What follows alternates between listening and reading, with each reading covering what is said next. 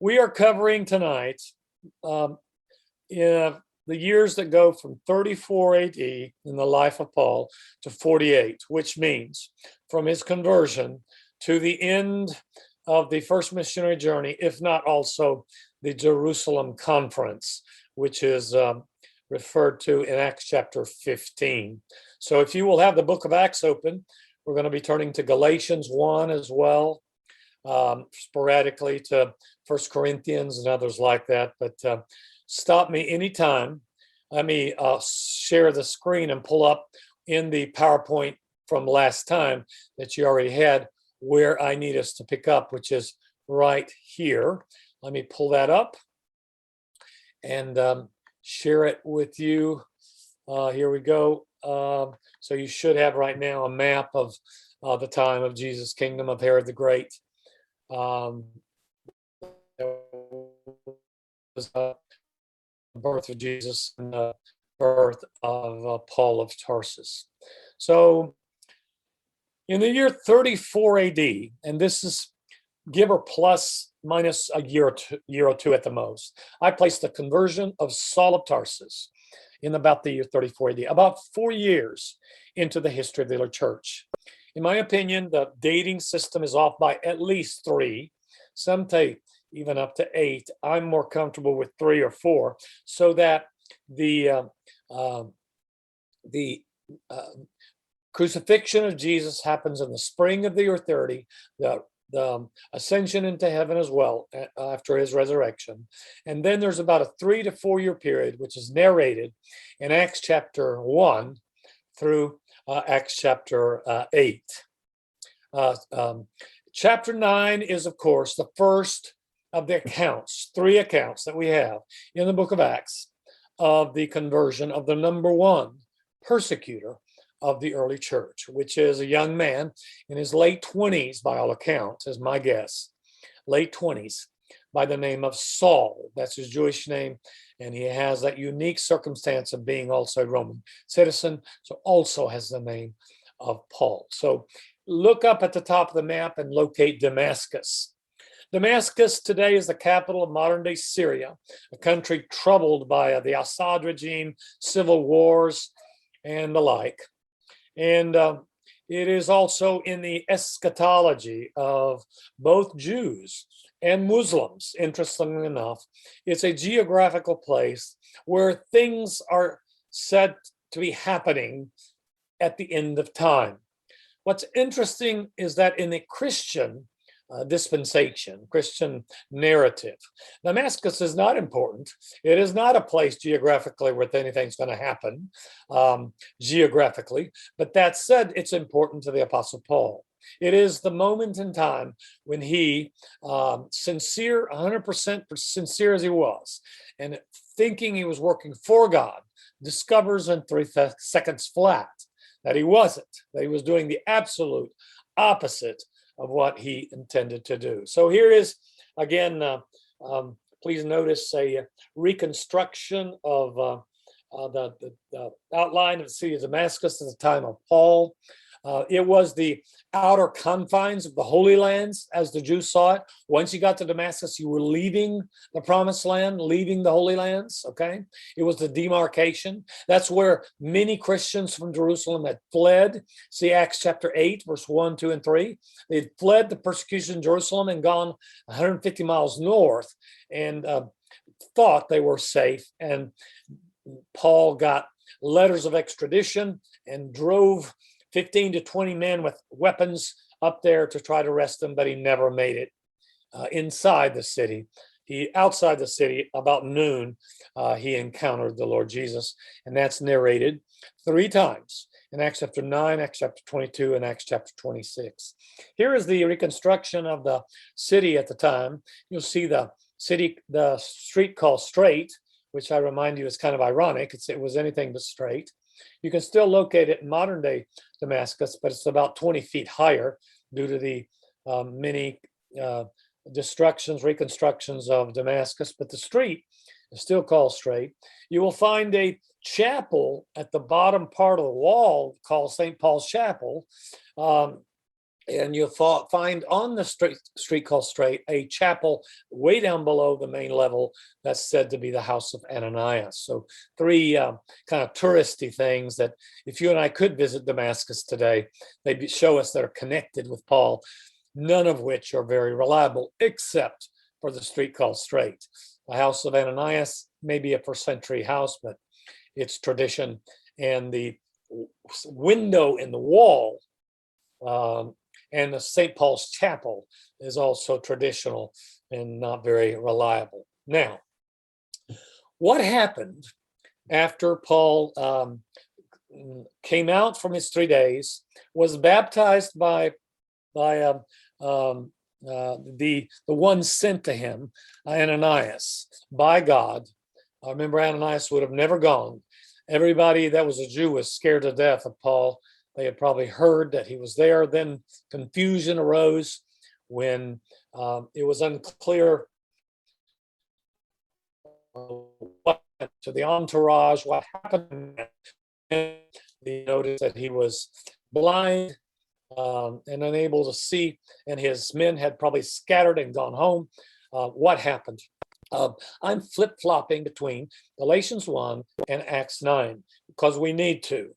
Luke, in his narrative, by inspiration, skips a lot of stuff. Intentionally? I reckon so. Luke is selective.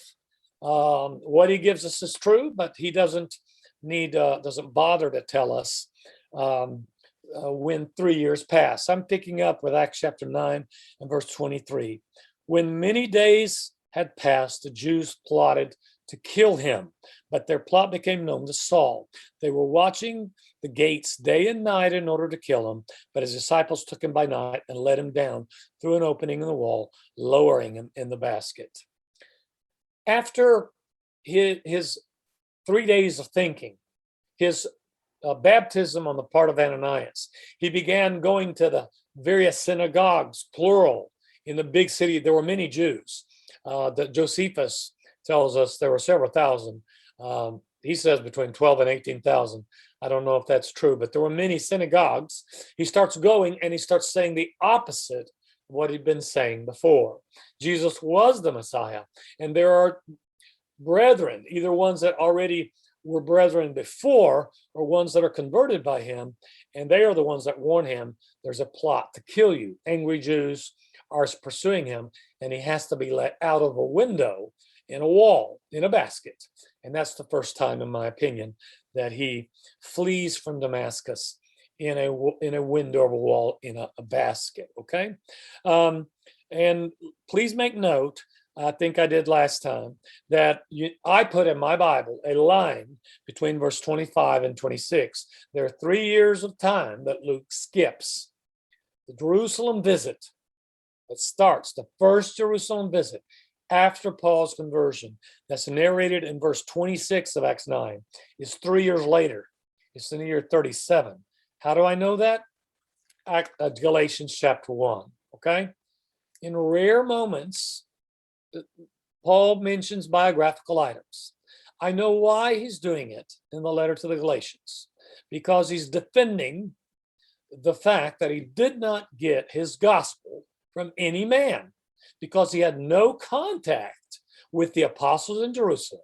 He had no contact with any of them for 3 years. And that's what he's arguing in Galatians 1. And in that context, he narrates, I'm reading here from verse, well, let me pick up from verse 11 of Galatians 1. If you can turn there, and make sure to interrupt me anytime you need to. I'm going too fast. I'm reading from Galatians 1:11. I would have you know, brothers, that the gospel that was preached by me is not man's gospel. I did not receive it from any man, nor was I taught it, but I received it through a revelation of Jesus Christ. For you have heard of my former life in Judaism, how I persecuted the church of God violently, tried to destroy it, and I was advancing in Judaism beyond many of my own age among my people. So extremely zealous was I for the traditions of my fathers. But when he who had set me apart before I was born and who called me by his grace was pleased to reveal his Son to me in order that I might preach him among the Gentiles, I did not immediately consult with anyone, nor did I go up to Jerusalem to those who were apostles before me. But, and here it is, I went away into Arabia and returned again to Damascus. So he went to Arabia. He says so, Galatians 1, verse 17, and verse 18 begins, then after 3 years. It is rare for Luke or Paul to tell you numbers, months, years, dates, etc. It is not in a first century historian's mode, or they just weren't obsessed with day of the week, month, time, and specifics. They were not. They could say soon, sometimes even adverbs like immediately, and it may mean quite soon, or it may mean in a few hours or a few weeks. They're just not as particular about with details. We must know all saying, I did not talk to any of the apostles for 3 years, between the year 34, when I left Damascus in a basket at night, fleeing a plot against my life. By the way, that's the first plot of umpteen plots in his life. He's going to have to flee, duck out from, etc. He's going to go to Arabia, to the Arabian desert, and he's going to be out there in that kingdom. It was the kingdom called the Nabatean kingdom. The king is one that's fairly well known. He was called Aretas the Fourth, A-R-E-T-A-S, Aretas the Fourth. And that I know because of 2 Corinthians chapter 11 and verse 32. If you don't mind going there with me, 2 Corinthians chapter 11, he mentions in a rare biographical item that he was led out of a window out of Damascus. And I know it's not the same one because he's not being chased by the same people. 11:34, he says, at Damascus, the governor under King Aretas was guarding the city of Damascus in order to seize me, but I was let down in a basket through a window in the wall and escaped his hands. So, suggested last time, and this is where I'm picking up. I know I already covered this last time. Paul will not be silent. He did not catch rays, sunshine out in Arabia. He went out there from year 34 to 37. When he comes back out of there, he's being chased by envoys of the Nabatean king. And they come as far as Damascus and are looking for him there. And he has to escape again with the same means, maybe not the same window, but, and then he will finally make his way to Jerusalem. Any comments here or anything you want to add before I move on with chapter 9, verse 26, in his first visit to Jerusalem? Anything you want to add? Just wonder, I've always wondered about the revelation, and I assume, and well, I guess there's no way to know, but that Jesus was speaking with Paul during these years and all throughout his ministry, right? Yes. Are you talking about, I got my gospel from Jesus? Is that Yes. the reference? Okay. Yes. Well, for one thing, if you read the second and third accounts of, Luke highlights certain things. In chapter 9, it's Luke that's telling you the story of conversion. In chapter 22 and 26, it's Paul that's being quoted by Luke and telling his conversion story to different audiences. And in those instances, we get more of what Jesus told him on the Damascus Road. There was a longer speech than just, who are you? I'm the one you're persecuting. He was given his commission on the road. He was told to go, my apostle, to the Gentiles. He received much, but not everything. When he goes to Jerusalem, and we're about to go there with him, he's going to spend time with Peter, 15 days, in just bombarding him with questions, my guess, because he's trying to, yes, by inspiration, he gets Jesus gives him his job description for the next 30 years of his life. He clearly knows what he's supposed to do. He knows the fundamentals, but he's starving for more. And I think that the apostles that walked and talked with Jesus for 3 years, have that. And he will get some of that, but maybe not all of it.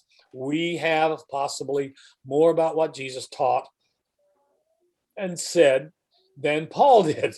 Now, he had everything he needed, and we have everything we need. But that said, did Jesus reveal to him more during the 3 days? Are there visions from Jesus unaccounted for? I reckon so. We're not told all the miracles. We're not. We know what we need to know. And yes, I would suggest to you that Paul knew everything he needed to know, not only because he's going to be an apostle of Jesus Christ, but because he's going to, need to have all the picture complete to fully preach a full gospel, which he will. But yes, he didn't get it all on the ground blind light outside of Damascus. Where did he get the rest of it? I think he got a lot right there. There's more to that conversation. Clearly, chapter 26, if you read that account, tells you a lot more that he got on the road. Anybody else want to chime in here? All right. So there's Damascus. See it there? That is where he's at. Now look down where the word Arabian desert is. So he goes down and then cuts in. Now, there are very few urban centers in the Arabian desert of the 1st century AD. Even when Muhammad is born 5 centuries later, there are only some Bedouins and a few cities along the coast. Ratus IV is more likely down where you see lower parts of Edomites toward south of where it says Eastern Desert. You see that in the map there? That's probably where the area that Paul spent 3 years, 34 to 37, sharing the gospel, angering somehow the Nabatean king, Ratus IV, and envoys were sent, and he goes back up to Damascus, fleeing from them, and then has to flee that city from the plot that is there. Okay, now, chapter 9 of Acts, we're there, verse 26. Luke picks up, and it's the year 37. Please make note on the PowerPoint slide I've got the year 37. We were in 34. Now we're in 37 of the life of Paul. Okay. His first Jerusalem visit, he is at pains to say, is in 37. Okay. And it's 3 years later, he disappeared. And yet they're still scared out of their minds in Jerusalem, the Christian community is. They do not believe he died. Then it's suddenly the news gets around, he's back, and he's knocking on doors in Jerusalem. I'm reading verse 26. When he had come to Jerusalem, he attempted to join the disciples. They were all afraid of him, for they did not believe that he was a disciple. So absolutely, from a human perspective, conversions happen, but not the number one archenemy. They don't believe it. And here's the turn. I love the figure of Barnabas. I had to speak to a teenage class at my church the last 2 Wednesday nights, and it's been a while since I've done that. I never was a youth minister, and I never will be, by the way. To teach to teens is a scary proposition. They're not the scary part. It's the disconnect that an old man like me has with teens is scary. But I was supposed to bring, a New Testament character that is one of my favorites. And they only gave me 2 Wednesday nights, so I couldn't do Paul. It would take 1,432 Wednesday nights for me to do Paul. So I chose Barnabas, and I love Barnabas. Shows up in Acts chapter 4, and he sells land in Cyprus so that he can lay money at the feet of the apostle. He knows generosity, and he's a very important figure. he is sent up. He will be sent up in the Acts chapter 12. He'll be sent up by the Jerusalem church to check out the church in Antioch of Syria. I love Barnabas because he's in Jerusalem now. It's the year 37. And without him sticking his neck out, Paul would be up a creek without a paddle. Nobody wants to open the doors. He is now empowered by God, the apostle of Jesus Christ. And nobody believes his conversion story. And Barnabas took him and brought him to the apostles and declared to them how on the road he had seen the Lord, who spoke to him, and how at Damascus he had preached boldly in the name of Jesus. Barnabas sticks his neck out. He takes a risk, you could say. He believes in the conversion of the archenemy of Christ. And so the skepticism in Jerusalem is abated because of the role and the figure of Barnabas. And so here's my 2 cents. Every church needs a Barnabas. Every generation needs hundreds of Barnabas who will be the go-betweens, the enablers, the encouragers. Of course, know that Barnabas is his nickname, and it means son of encouragement.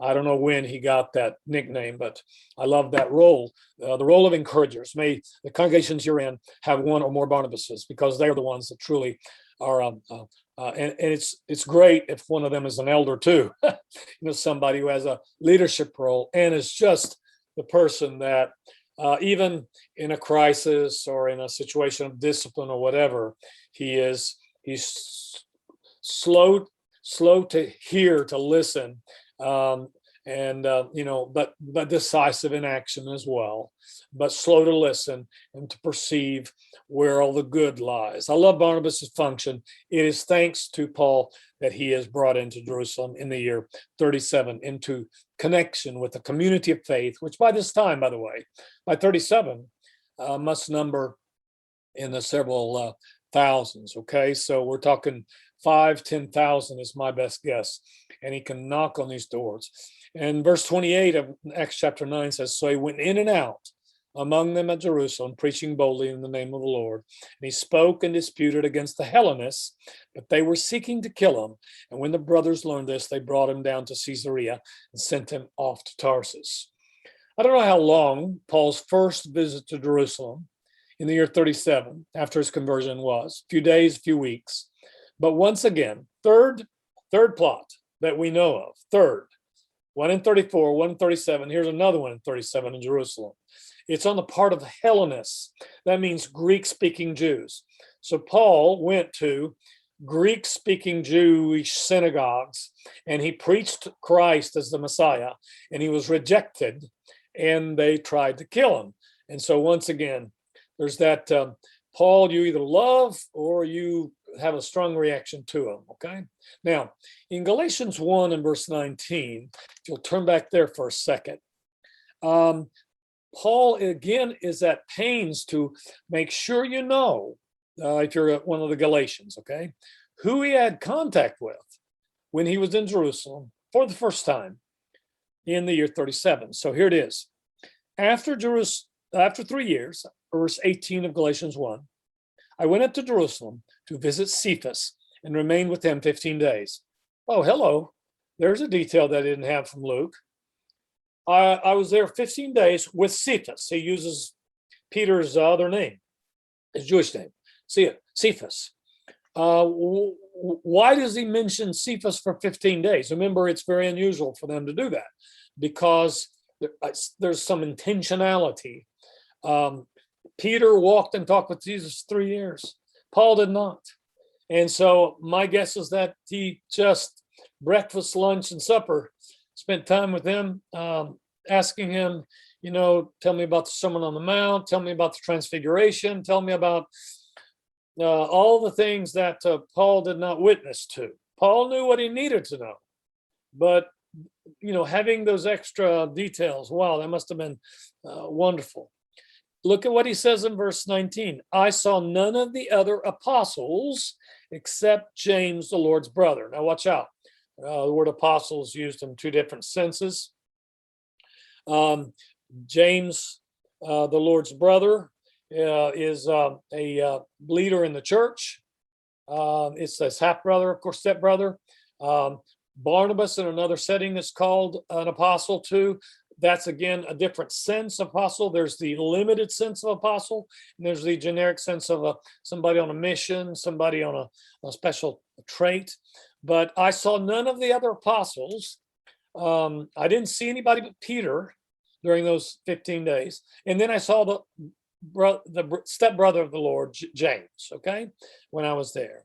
And he says in verse 20, I am writing this to you before God, I do not lie. He's stressing, I did not get my gospel from any men. I only had contact with the stepbrother of Jesus and the apostle Peter, okay? And that was after 3 years. So again, it's important to factor these details in with what Luke tells us in Acts chapter 9, okay? He tells us who Paul tells us who he meets and who he does not during Galatians 1 and verse 19. Now,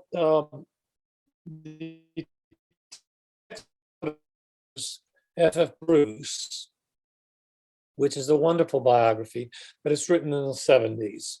So it's about 45 years of a distance in time, and N.T. Wright's language is a lot more readable in many ways, even though he has some theological issues that we take issue with. He suggests that Galatians 1:19 seems to highlight that in Jerusalem in the year 37, Paul found two camps. I would dispel that. It's a silly theological question brought up by some 19th century theologians. They would, first of all, some of them say there's a Pauline school and a Petrine school. That is absolutely false. All you have to do is read 1 Corinthians 1. To Paul say, the gospel is not mine or Peter's. Did I save you? Did Peter save you? Please remember, Paul dispels any difference between Paul or Peter with regard to their gospel or their mission or their authority for that matter. They just had different commissions. Paul had a commission to the Gentiles. Peter had a commission to the Jews. That's the one thing. Bruce seems to suggest that Galatians 1:19 may have indicated that by the year 37, there was a faction of the church that was a follower of the stepbrother of Jesus and one of Peter. That too is pure conjecture and not worthy of anything. We don't have any indications of that too. Now, what was Paul's object in going back to Jerusalem? Why did he go back? To get validation from the other apostles. He's a fellow apostle. He's been appointed by Jesus himself. Barnabas testifies to that. Barnabas introduces him to the Jerusalem community who's scared of him as an apostle of Jesus Christ. He's the 13th. Jesus chose 12. One of them betrayed and committed suicide. He was replaced, Acts chapter 1, in a unique way by casting lots, right? Guided by the Holy Spirit. The requirements for the one to substitute Judas were that they had to have walked and talked with Jesus and seen him resurrected. Okay, so Matthias we're back at 12, and then the church is born, Acts chapter 2. And then Paul comes along 4 years later as the add-on, the one abnormally born is the reference he uses. He's the 13th apostle. Okay, and his object in going to Jerusalem is to get the validation. Listen, this is my job. I'm supposed to go to the Greco-Roman world. You're supposed to preach here. And so he wants to make sure that they're on the same page, that they are both know that he is preaching the same gospel, and that he is dedicated to the mission that Christ gave him. The resurrected Christ on the road to Damascus. Stop me if you have any comments or questions. Just a question around the walk and talk with Jesus and seeing him resurrected.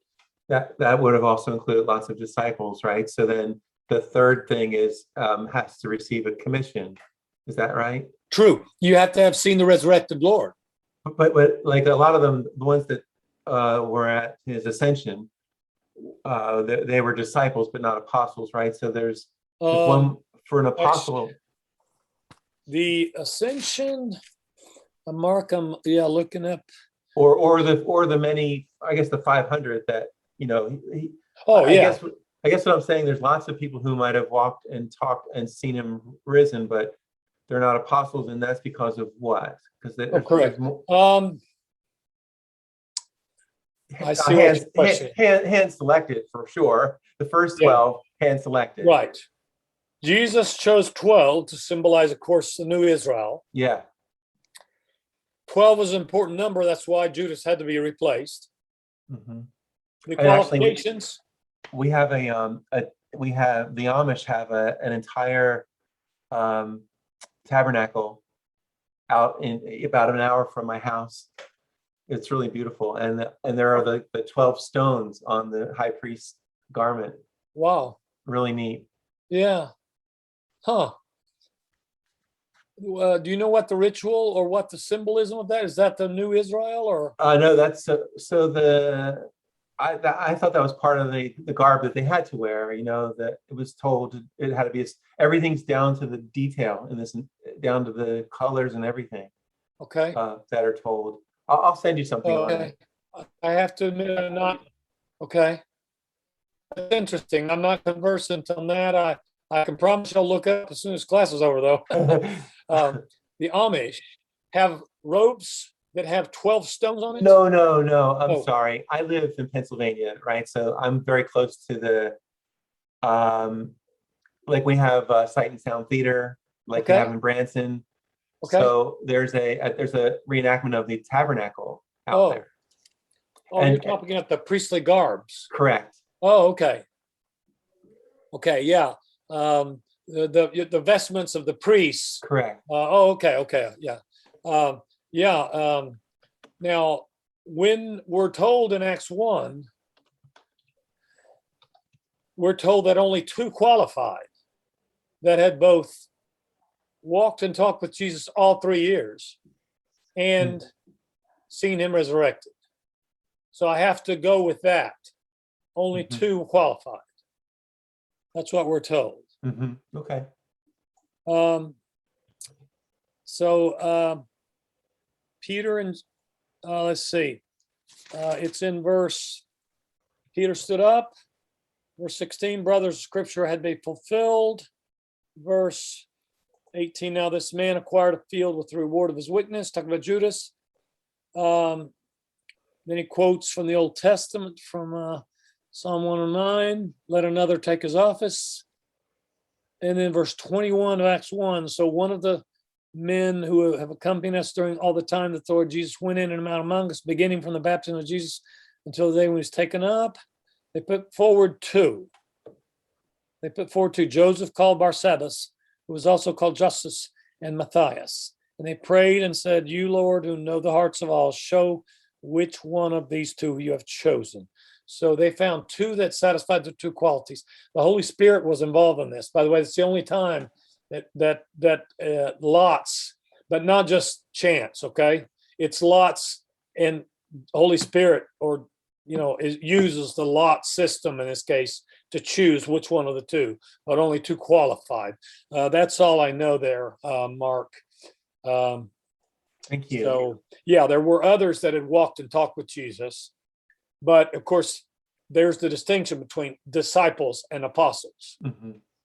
The generic word for those taught by Jesus, and then the specific, the ones that are his inner core, that are to be the new Israel. Yeah. Great. Any other comments? Thank you, Mark.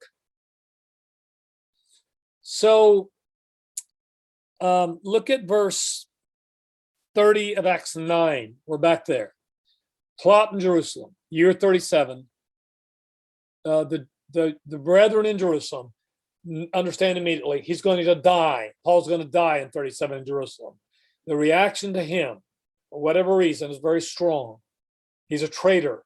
He shows back up that 3 years being gone, and he was on the Supreme Court of the Jews. Now he's advocating the sect that the high priest has identified as illegitimate and needing to be stopped, and now he's advocating it and preaching it. So the brothers learned of the plot. Verse 30. They brought him down to Caesarea. That's, by the way, up, but it's down the coast, Caesarea by the sea, and they put him on a ship and they sent him off to Tarsus. And here you are on this slide. The years between 37, his first Jerusalem visit after his conversion, and about 46, 8 to 10. So about 9, okay? But again, I'll be, I'm okay with 8 or 10. Between 37 and 46 AD are what are referred to as the silent years. The only thing we know about him is going back to Galatians 1 again. And maybe my finger's still there. And he says, then I went into the regions of Syria and Cilicia. That's all he says there. And I was unknown in person to the churches of Judea that are in Christ. They only were hearing it said, he who used to persecute us is now preaching the faith he once tried to destroy. And they glorified God because in that quick biographical mention of his, he says, I went home. His home was Tarsus. That's where he grew up, about until the age of 15, we said, when we sent to study with Gamaliel down in Jerusalem. And he's there for about 8 to 10 years. And we don't know anything about those 8 to 10 years. So there's 3 years in Arabia that we don't know anything about. There's not much we know about the 8 to 10 years between 37 and 46. Now, there are some probable events that we can place here. And I'd like to make reference to a mystical experience that he talks about. If you will turn to 2 Corinthians chapter 12. I am turning there and looking at verse 1, 2 Corinthians 12. I must go on boasting, though there is nothing to be gained by it. I will go on to visions and revelations of the Lord. So Paul is been maligned, and here's the context, and been undermined by some false teachers and envious of his role as an apostle. And this is the probably 3rd or 4th letter that he's written to Corinthians. And he's saying, look, I'm going to tell you something that I experienced several years ago. And to not seem too haughty, as he mentioned this, he shifts to talking about himself in the 3rd person singular. So he says, I know a man.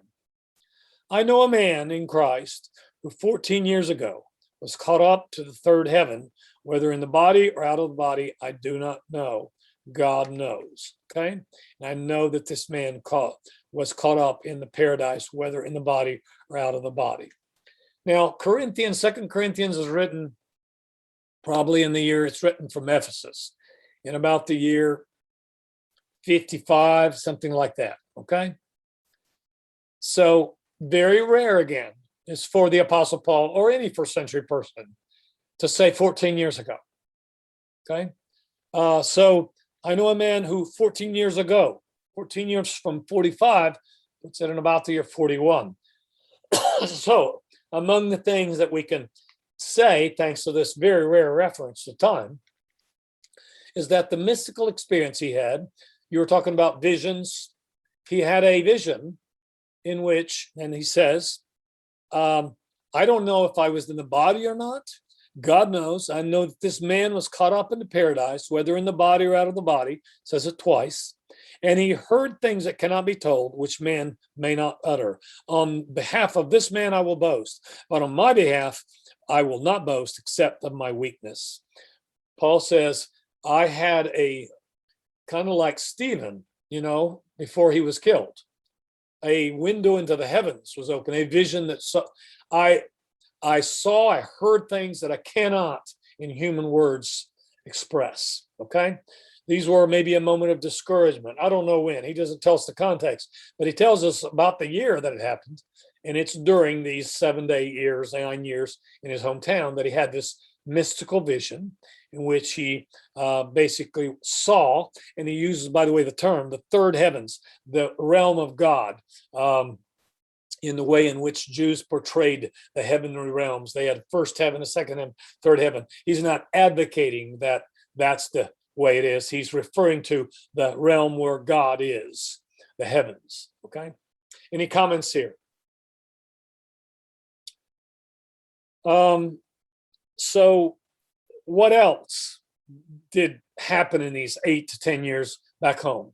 Well, if you look in the chapter right before in 2 Corinthians, you'll find a list, a very famous and unusual list.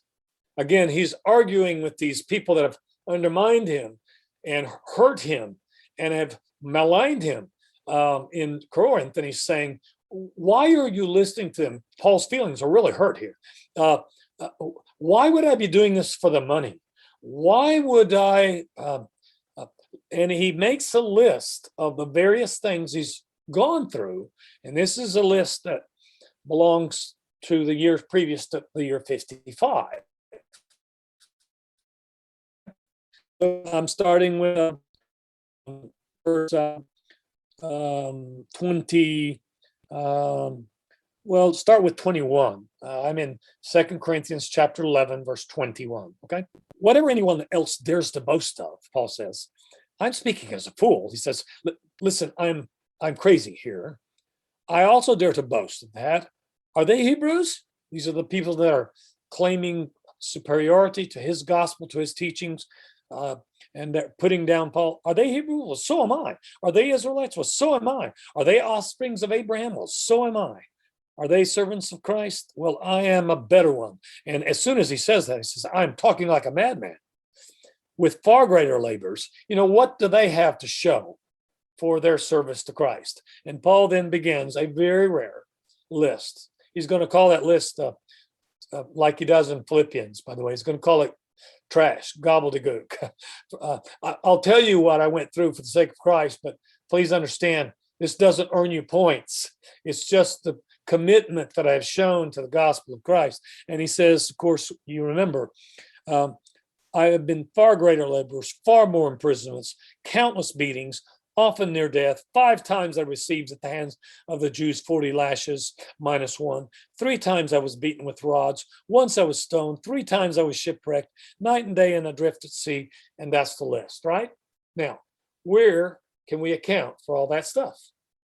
Well, some of them we can account for in the biography that Luke's going to give us, but some of it we can't. So some of these items happened when he was back in Syria and Cilicia, in the region of his city of Tarsus, and evangelizing. Like, for example, we know about one shipwreck. Where'd the second and third one? Where'd those 5 meetings come from? We know about the stoning. That would be in Lystra. But where did some of the other flagellations happen? 5 times, 40 minus 1 from the Jews. When did those happen? So these 8 to 10 years that are called silent to us, they're not silent to Paul. And he's got scars on him to prove that he wasn't quiet. He goes through plots against his life from the very beginning. And he goes through all kinds of vicissitudes that would make anybody quit and retire to Florida. But Paul will not. So some of the hardships of 2 Corinthians are part of that 8 to 10 year experience back home. Any comments or questions here?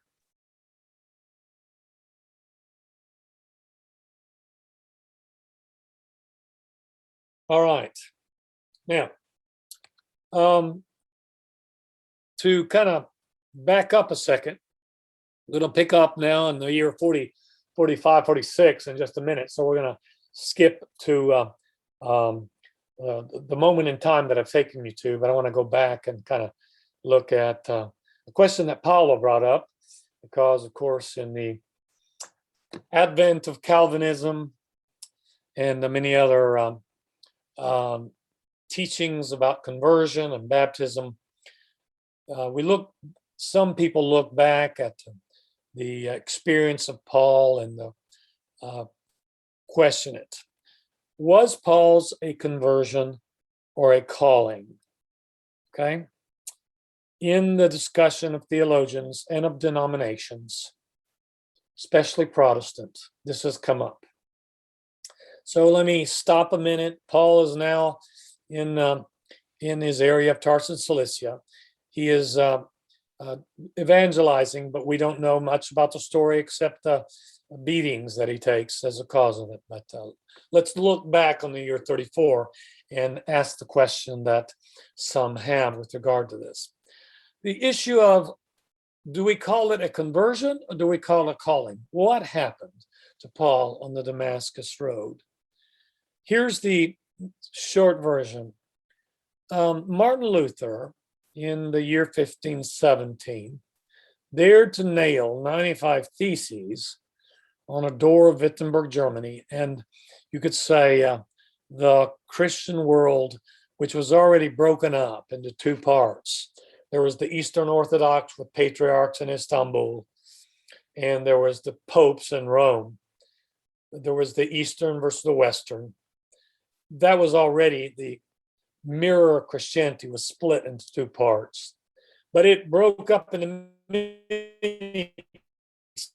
starting 1517 with Martin Luther, with his taking disagreement with the authority of popes in Rome and their actions and indulgences and things like that. And so the denominations that today we call Lutheranism and Calvinism and Zwingli and many other Protestant, those happened in the early 16th century.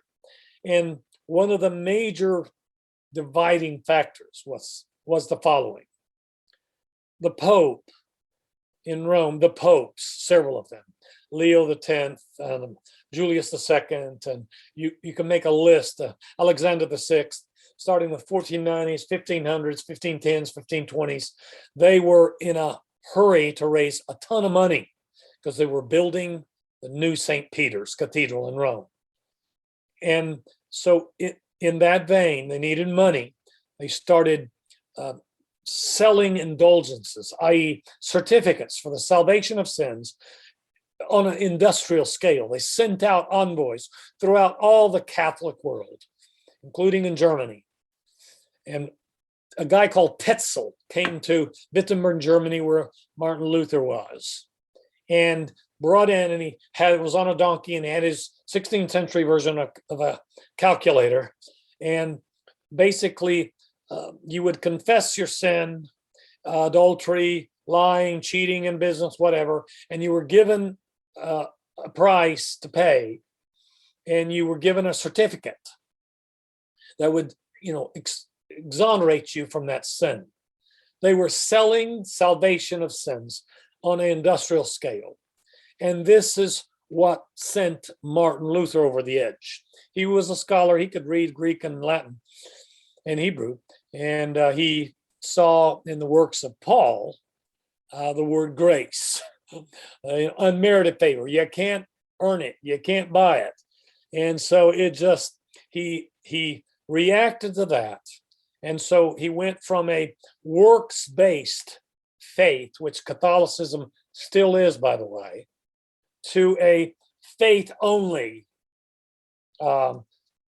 advocate, so to speak. And that's in this general picture is where what happened to Paul, what happened to him here. Okay, what is it? What is a definition of a conversion? Remember, Catholics were baptizing babies. Okay, babies can't convert. Is that right? So step godfathers, godmothers were deciding for them. Is that right? The Protestant aborted that, and then aborted also with it the baptism part, baptism for adults. And so what happened to Paul? Paul's conversion, which is very unique. Watch out. Unique, but the same. It's the same as all other conversions in the book of Acts. But it is unique in the fact that he got his own appearance of the resurrected Lord. He was blinded, but he had 3 days to think about it. And as I already suggested to you, he's not saved until he is baptized into Christ. So the debate over how to view, what to call, what happened to Paul on the road to Damascus, call it a conversion or call it, here are some things that some scholars very quickly, okay? Was Paul forgiven on the Damascus road? My take already to you has been, if he was, he didn't know it. And neither did Ananias, because that's how you read the text, okay? If his sins were washed away, then why the baptism? It doesn't make any sense, okay? In the account in chapter 22 of the conversion, Paul is narrating it. Paul asks Christ what he is to do. That verb is interesting because it's exactly the question that in Acts 2:38 you will find the Jews that are pricked in the heart by Peter in his sermon. They ask, what are we to do? What are we to do? Some say, then why did Ananias call a brother? Why did he call him brother before he was baptized? When he went into the house, why did he call him brother? Watch out. Brother is used in 3 senses in the New Testament. Is that right? Physical brother, Jewish brother, and Christian brother. In what sense did Ananias call Paul brother before his baptism? Jewish. That's how. Okay, simply the context. Okay. Why did Paul call Jesus Lord? Paul, the Greek text that we have, I don't know what language Paul and Jesus spoke. Could be Aramaic, could be Greek. Either way, the word kurios is translated Lord, or it's translated Sir. In my opinion, when Paul asked, who are you, Sir or Lord, he thought Jesus was an angel for sure. He did not know until the answer that Jesus was the resurrected Christ. I don't know that Paul had ever seen the historical Jesus Christ. We have no evidence of that. I don't know for sure. Okay? I will contend that Paul wasn't fully converted on the road. He simply was informed that he was wrong. That's what I will, put before you for you to consider. So, Paul did experience the resurrected Lord. It's unique as a conversion in that sense. Today, people are not going to get their own appearance of the resurrected Lord. They're not. But of course, in those times, God was operating, Jesus operated in a very different way. Okay. In my opinion, the full picture is not complete until Paul is in Damascus, spends 3 days, and Ananias enters the picture. In Damascus, we see how Paul's experience matches up with a general picture of New Testament people coming to faith and completing the response to faith in baptism. Okay, so it is not a matter of faith only or baptism only. Again, remember how this dichotomy, this split happened. It happened in the early 16th century when they were reacting to Catholic works-based faith and going to the opposite extreme of faith only. It is not. The conversion of Paul is not a matter of faith only or baptism only, because both are intimately connected, both faith and baptism in the same moment, okay? And by the way, again, Paul's ultimate experience of conversion is in line with all other conversions in the New Testament, adult conversions that end that have immediately a baptism in that very occasion. Okay, so any comments here? I'm going to walk through just a few more things that theologians have to say about this issue. Was Paul converted, or was he called? That's the question. Any comments that you have? Just on 2 slides earlier, was he converted? And there's so much ink now on every church website that believes in a conversion by the faith statement, that you only are baptized to show, basically to show the crowd that you were changed. And yet there's Ananias, I'm sure very privately baptizing Paul. It's just boy, they really make a point, like, to just wipe out baptism, and yet they require it. There are a lot of churches that it's very clear. It's like, we do this, and you should do it, but it doesn't mean anything. Right. Why? I know why that they don't want it to be anything, because again, it's the reaction to Catholic baptism. Yeah. That there it happened, and there was no will and no call. It was a baby. And again, it has to do with infant baptism, has to do with St. Augustine's, teaching that all are born with, innate sin, embedded sin. And works. So it's one false idea leads to a practice. By the way, baptistries were continuing to be built in Catholic churches up until the 13th century, but then they were abandoned. By the 16th century, baptistries have been taken out of Romanesque or Gothic cathedrals. It's a reaction to the works idea as well. That's right. Exactly. And so see how that plays into what happened to Paul on the road to Damascus. What happened to Paul is that, one, he found out he was wrong. He had 3 days to think about it. And when he committed to it, his faith enjoined, Ananias was sent to do that water thing. Water is all throughout the Bible. I mean, think about it. The flood, the children of Israel crossing the Jordan River. The water is all throughout, and it's not the magic of water. It's the symbolism of water, and we don't even have a right to separate the act of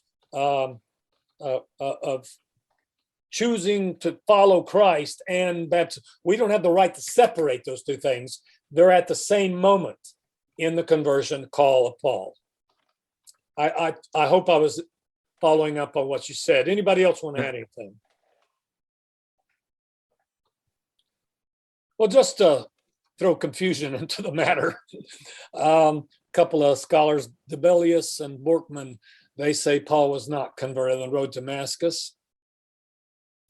He was not converted from a life of sin to righteousness. He was not converted from a false God to a true God. He was only changed from honoring, he thought he was honoring God in one way to honoring God in the right way, okay? Their contention is that Paul served God even when he was persecuting Christianity before he wasn't converted. The problems with that. What does Paul say? I am the least of the apostles, 1 Timothy. I am the foremost of the sinners, 1 Corinthians 15. Okay? And if you read his account of Acts 22 and verse 4, he talks about killing and murdering, and he never hides the degrees to which he went. So, Mr. Debelius and Mr. Borkman are ignoring Paul's own words, Paul's own descriptions in his letters of what he was and where he was before. Another scholar, I'm sorry. N.T. Wright as well. N.T. Wright as well. He says the same thing, and it was so interesting to me. He said that's right. He was he made a lot about that. I'm so glad you pointed that out, because I meant to do that, okay? N.T. Wright is a more up-to-date biography of Paul, but we must read it and hold him accountable to the biblical text, just like you need to hold me accountable, okay? Same thing. If I'm off base, you need to tell me, what am I missing here? N.T. Wright is a revered scholar in this area of New Testament world, but he's off theologically on more than one thing. You're right. On this case, I must take exception to N.T. Wright. And by the way, if I have a cappuccino with him in Oxford, or tea, Actually, that'd be more appropriate in the eagle and child, you know. Well, then I will say, sir, can we talk about a couple of things? You know, can we talk about, and I won't ask him about an Ephesian imprisonment that he can't give evidence for. That's a a take it or leave it proposition. I will ask him about stuff like this. What exactly happened to Paul on the road to Damascus? Thank you, Mark, for pointing that out. I appreciate it.